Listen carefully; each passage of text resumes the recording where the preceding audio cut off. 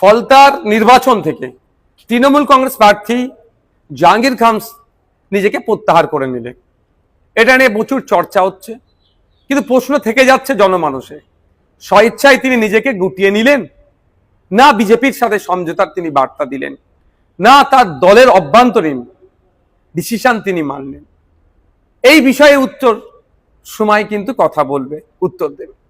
কিন্তু আমার একটা জিনিস থেকে যাচ্ছে, আমার মনে হয় দুটো জিনিস খুব হতে পারে।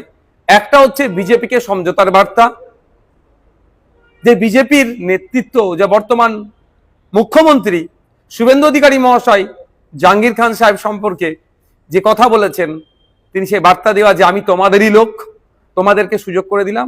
অথবা এটা হতে পারে এন্টায়ার তৃণমূল বিজেপিকে নতুন করে সুযোগ করে দিচ্ছে।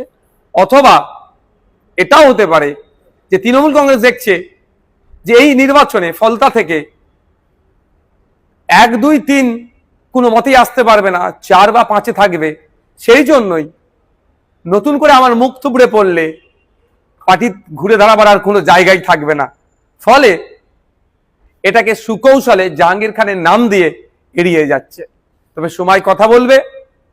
তবে তৃণমূল কংগ্রেস যে দুর্নীতি অন্যায় করেছে, সেই অন্যায় দুর্নীতির আর মাপ ক্ষমা বাংলার মানুষ করবে না। নতুন করে আর তৃণমূল কংগ্রেসকে বাংলার মানুষ চাইবে না।